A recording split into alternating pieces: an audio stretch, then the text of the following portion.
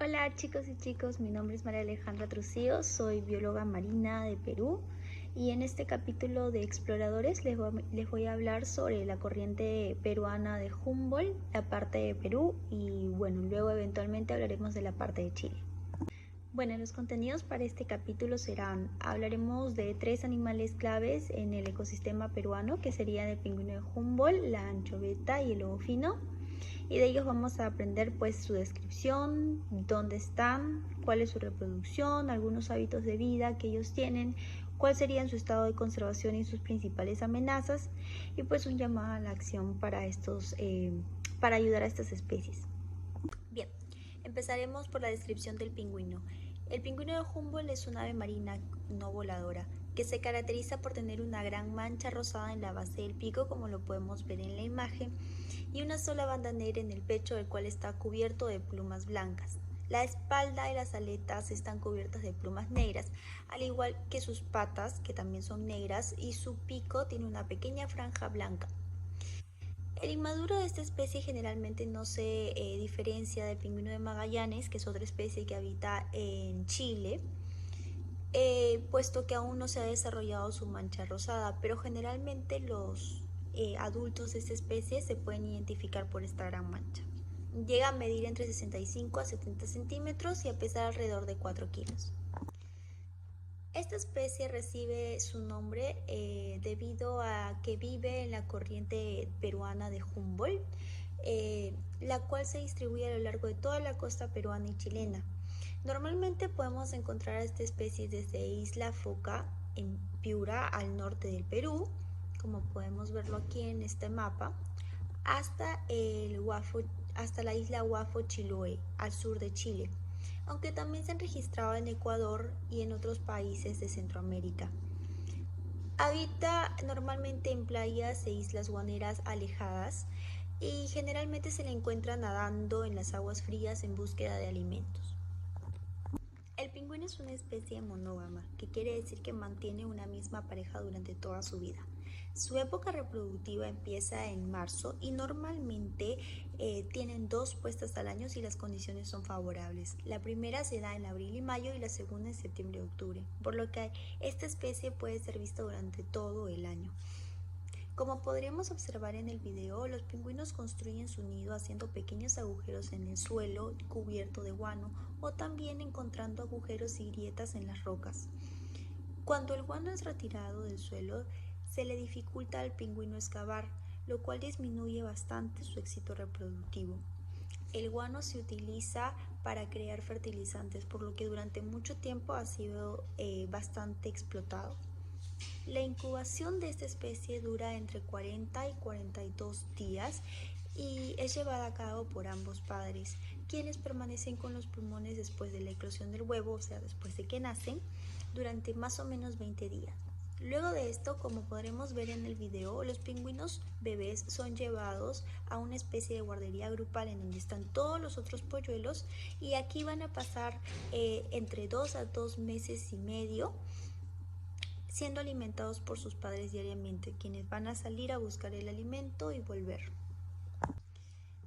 Los pingüinos viven en grandes grupos en las islas guaneras y las costas, y no son generalmente una especie que migre. Son especies diurnas, es decir, que pescan durante el día y presentan cuidado parental. Quiere decir que los progenitores, es decir, los padres, van a cuidar de los pichones o de los polluelos o plumones hasta que estos sean capaces de sobrevivir por sí solos. Son grandes nadadores y por lo general comparte su hábitat, como podemos ver en el video, con otras especies de aves guaneras. Su alimentación se basa principalmente en peces pequeños como la anchoveta, la sardina y el pejerrey, pero también se sabe que pueden consumir calamares y crustáceos. Los pingüinos viven en grandes grupos en las islas guaneras y las costas, y no son generalmente una especie que migre. Son especies diurnas, es decir, que pescan durante el día y presentan cuidado parental. Según la lista roja de la IUCN, que es la Unión Internacional para la Conservación de la Naturaleza, el pingüino de Humboldt se encuentra en un estado vulnerable y su población va disminuyendo a nivel mundial. Sin embargo, en Perú son considerados legalmente una especie en vía de extinción. Las mayores amenazas para esta especie son antropogénicas, es decir, que tienen su origen en el humano. La contaminación de su hábitat por aceites y químicos producto de las actividades portuarias son una gran amenaza para esta especie. Aunque gracias al Sistema Nacional de Islas, Islotes y Puntas Guaneras, cada vez más se está preservando estos lugares en donde los pingüinos y otras aves guaneras anidan. Esto es importante para la conservación de su especie y ha ayudado bastante en la recuperación de sus poblaciones. Otras de las causas por las que las poblaciones de pingüinos están disminuyendo es por las mascotas y animales callejeros como los perros y los gatos, que generalmente van a ir a atacar a estas aves y a otras aves también debido a sus propios instintos. Muchas personas traen a sus mascotas a la playa y no se hacen cargo de esta problemática, y también existen muchos perros y gatos callejeros. Pero sin duda una de las mayores amenazas para esta especie ha sido la sobrepesca de anchoveta, que se ha llevado a cabo durante mucho tiempo en el Perú. Gracias a esto la población de pingüinos ha disminuido bastante. También la pesca trae otras problemáticas para estas aves, como serían la mortalidad por las redes fantasmas, que son redes que se pierden en el mar, que habían sido utilizadas para pescar, pero se pierden o de alguna manera se desconectan del barco y que quedan a la deriva. Muchos animales, no solamente los pingüinos, quedan enredados en estas redes y finalmente terminan muriendo. Otra cosa es también la captura accidental, que quiere decir que cuando una especie que no es objetivo de la pesca, como los pingüinos, quedan atrapados en las redes, ya sea de pesca o de arrastre, que es una de las pescas más destructivas que se tienen. Sin embargo, como lo veremos más adelante, la pesca de anchoveta, que es el alimento principal de esta especie, se ha recuperado bastante, por lo que es una buena señal para la recuperación de los pingüinos de Humboldt.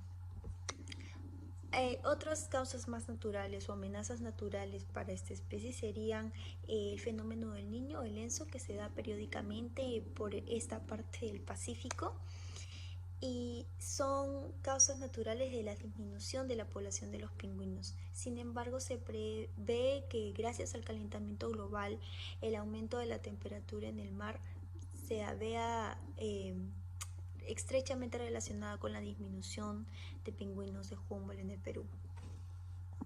Algunos datos curiosos de este animal serían, por ejemplo, obtienen su nombre del investigador alemán Alexander von Humboldt, quien le da el nombre a la corriente peruana de Humboldt. Ya que este animalito vive en esta corriente, se le dio también este nombre. Pueden ser un poco torpes al caminar en tierra, pero gracias a su forma hidrodinámica son excelentes nadadores y buceadores. Tienen una muda de pluma al año, lo que significa que normalmente podemos verlos desplumados. Esto es para renovar la impermeabilidad de las plumas y que puedan moverse de esa manera en el agua sin perder su calor corporal. El 25 de abril es el Día Mundial del Pingüino. Esta fecha fue especialmente creada para promover el cuidado y la protección de estas aves. Algunas llamadas a la acción para la conservación de esta especie podrían ser las iniciativas de algunas ONG, que al ver estos animalitos varados en las playas, producto ya sea porque han sido víctimas de algún perro o están lastimados por alguna causa, normalmente estas especies varan en las playas en donde la gente vacaciona. Estas ONGs y al mismo tiempo otras autoridades se encargan de recoger a estos animales varados, de rehabilitarlos y poder regresarlos a la naturaleza. Nosotros, como turistas y como visitantes de la playa, nuestro llamado está en evitar acercarnos a él, evitar tocarlos y sobre todo llamar a las autoridades correspondientes. Esta es la manera en la que tenemos que actuar frente a un caso de varamiento de pingüino. También cuando llevemos a nuestras mascotas a las playas, poder ser responsables de cómo se comportan. Siempre tenerlos con correa. Si son perros o gatos que sabemos que pueden tener instintos de ataque, llevarlos con bozal.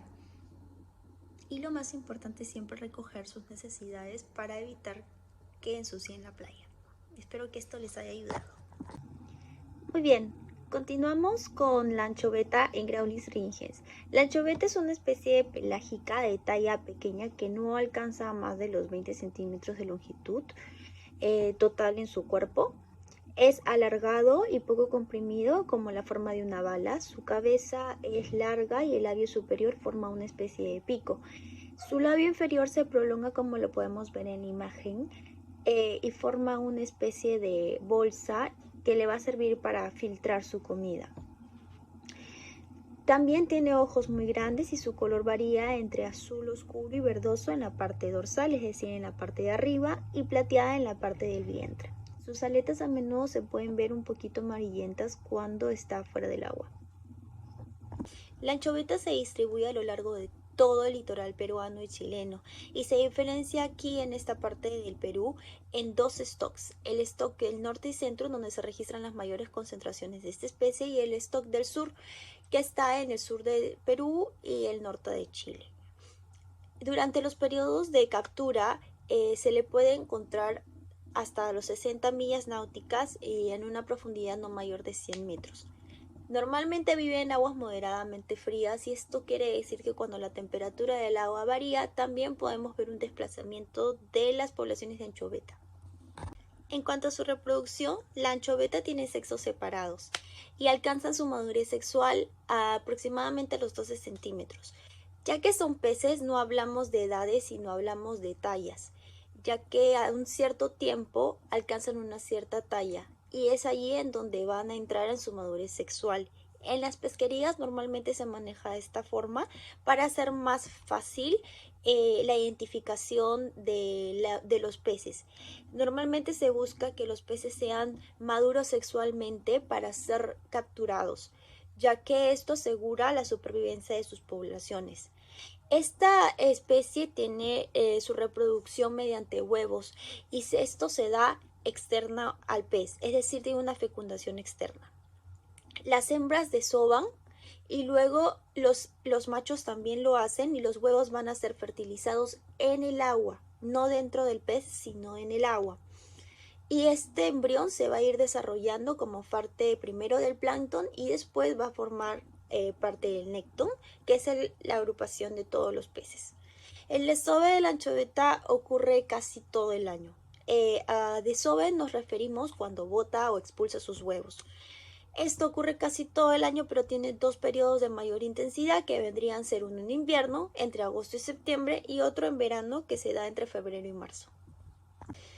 La anchoveta tiene hábitos altamente gregarios, es decir, que forman enormes y extensos cardúmenes que en periodos de alta disponibilidad facilita la captura, o sea, la pesca de esta especie.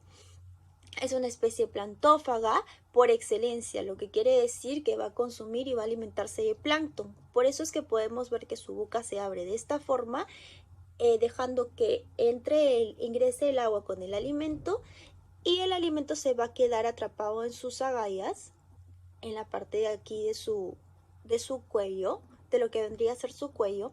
Se va a quedar el alimento y el agua va a salir pues sin el plancton. A este proceso se le llama filtración. Durante los eventos del Niño, que es cuando las masas de agua cálida del Ecuador ingresan a esta parte del Pacífico, se puede apreciar un aumento en la temperatura del mar, lo que hace que la anchoveta se profundice, a veces se acerque a la costa en busca de aguas un poco más frías, o se desplace hacia el sur, incluso llegando a entrar a la parte de Chile. Según lo indicado por la lista roja de la IUCN, la anchoveta peruana se encuentra en estado menor de preocupación. Quiere decir que sus poblaciones se mantienen todavía de forma sostenible. Sin embargo, durante muchísimos años en el pasado, la anchoveta fue una de las pesquerías más explotadas y más sobreexplotadas del mundo. Esto afectó gravemente los stocks que encontramos en el Perú y durante muchos años hubo una reducción drástica de su población. Sin embargo, gracias a las medidas de control en la pesquería, esto pasó de ser una de las pescas más sobreexplotadas a ser una de las pesquerías más sostenibles que se tiene. Y hoy en día soporta aproximadamente el 90% de la pesquería peruana. La anchoveta es increíblemente importante en la cadena trófica, puesto que alimenta a un sinfín de especies, siendo casi la base de su alimentación, como son por ejemplo la anterior especie que vimos, los pingüinos de Humboldt, pero también existen otras especies de importancia para la pesquería, como lo son el jurel, el lenguado, en fin, un sinfín de otros animales que se alimentan de esta especie. Y no solo para los peces más grandes, sino también para los mamíferos marinos y las aves marinas. La anchoveta es realmente muy importante en el ecosistema, por lo tanto tiene que ser una de las pesquerías más cuidadas de todas. Como ya lo mencionamos antes, el niño, que es un fenómeno natural que ocurre en esta parte del Perú, puede afectar bastante las poblaciones de anchoveta. Y si esto lo ponemos en un escenario de cambio climático, podría afectar gravemente a su población, incluso se podría suspender la captura de anchoveta. Algunas curiosidades de esta especie. Como ya lo habíamos mencionado, la anchoveta soporta actualmente el 90% de la pesquería en Perú. Y el 99% de lo que se captura está destinado a la harina y aceites de pescado que se utiliza en la creación de alimentos para ganados. El 1% de lo que se captura está destinado a la creación de conservas para consumo humano directo. La anchoveta es una de las especies de crecimiento rápido y tiene una vida corta, es decir, que no vive más de 3 o 5 años. En el Perú, la autoridad que está encargada de la evaluación de los stocks de la anchoveta, al ser una especie tan importante, es el IMARPE. Es el Instituto del Mar Peruano. Esta institución se encarga de realizar todos los estudios referentes a esta especie, puesto que es una de las especies más importantes para el ecosistema y debemos salvaguardar sus poblaciones. Además cuenta con las medidas de regulación que son proporcionadas por el IMARPE y son establecidas por el MINAM, que son por ejemplo las cuotas permisibles, es decir, que indican un cierto porcentaje que se puede capturar, una cierta cantidad en toneladas, en un área determinada y también en temporadas determinadas.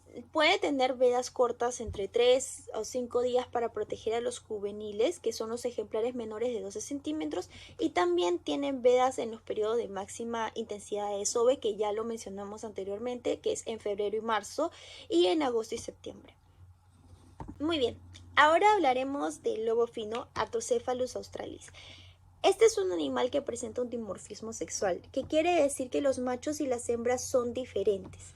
Mientras que los machos pueden alcanzar a medir hasta 2 metros de longitud y pesar hasta 200 kilos, las hembras solamente llegan hasta el 1,50 m y no pesan más de 60 kilos.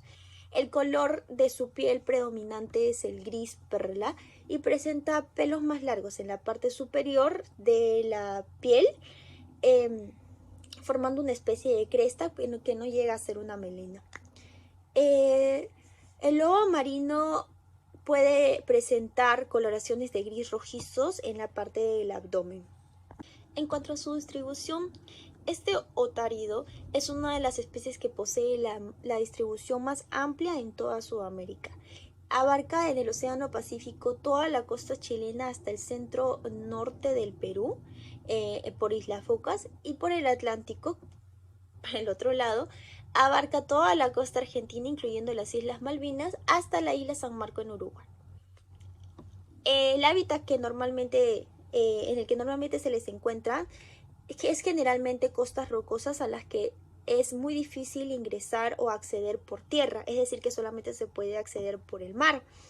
La mayoría de estas áreas utilizadas tienen o cuentan con algún tipo de sombra que les provee pues estos áreas de descanso y tienen normalmente una base de acantilados o presentan fácil acceso oceánico. Incluso también se ha visto en estas piscinas naturales que se forman por la entrada de agua y el encierre de algunas rocas alrededor de ello. La reproducción de esta especie tiene lugar entre los meses de octubre, noviembre y enero. Los machos son los que generalmente van a defender su territorio en donde se van a encontrar las hembras, pero no llegan a formar un harén, puesto que ellos no las obligan a quedarse con él. Las pariciones, una vez que la hembra se aparean, las pariciones empiezan a darse en noviembre, diciembre. Y luego de esto muchas otras hembras entran en celo de nuevo y esto ocurre 7 o 10 días después. Los recién nacidos de esta especie miden entre 60 y 65 centímetros y pesan entre 3.5 hasta 5 kilos. Las hembras tienen normalmente una sola cría y la primera puesta se da entre los 4 a 5 años de vida. Los machos alcanzan su madurez sexual entre los 3 y 5 años, sin embargo, al no ser tan grandes y no tener tanto estatus territorial, no son capaces de aparearse sino hasta los 7 y 10 años, puesto que existe mucha competencia entre machos por las hembras y por el territorio. Esto quiere decir que los machos más jóvenes no van a tener posibilidad de aparearse, aunque ya puedan hacerlo. Durante la lactancia, las hembras combinan los periodos entre tierra y mar con viajes de forrajeo hacia el océano. Es decir, que tienen que dejar a sus hijos en la tierra y poder salir al mar para buscar su alimento y luego regresar. Estos días pueden ser algunas veces prolongados por la falta de alimento. Esto se mantiene durante aproximadamente un par de años, entre 8 meses a 2 años, en donde finalmente el vínculo materno se rompe con la cría. Los lobos marinos finos poseen dos áreas, una de cría y otra de descanso. En estas últimas no hay individuos reproductores, solo son ocupadas por las agrupaciones de machos y de hembras jóvenes que no tienen actividad sexual. En el mar se pueden observar cercanos a la costa o descansando en la superficie de las rocas con la cabeza abajo, a veces moviendo las aletas en el aire para disipar el calor. Se desplazan en grupos de hasta 15 o 20 individuos cuando están en el agua, aunque también se les ha visto movilizarse en solitario. No realizan migraciones y mantienen sus visitas a tierra durante todo el año, con alguna proporción de la colonia permaneciendo en ese lugar, es decir, que algunos salen y luego regresan, y luego el otro grupo sale y luego regresan, es decir, que siempre van a haber un grupo de lobos que están en tierra. La actividad principal fuera del agua en época no reproductiva es el acicalamiento. Se alimentan de una variedad de especies de demersales y pelágicos como lo son la anchoveta, la especie que vimos hace poco, y de otros invertebrados como los cefalópodos, que son pulpos, crustáceos como los cangrejos, krill y algún otro gasterópodo, que son, por ejemplo, las almejas, en fin. Ocasionalmente se le ve comer aves marinas, pero esto es muy ocasional. Según la IUCN, actualmente el lobo fino se encuentra en un estado de menor preocupación y con sus poblaciones en crecimiento. Las principales amenazas para esta especie vendrían de parte de la pesca, en donde pescadores y lobos marinos se enfrentan y están en una constante lucha por quién obtiene los peces.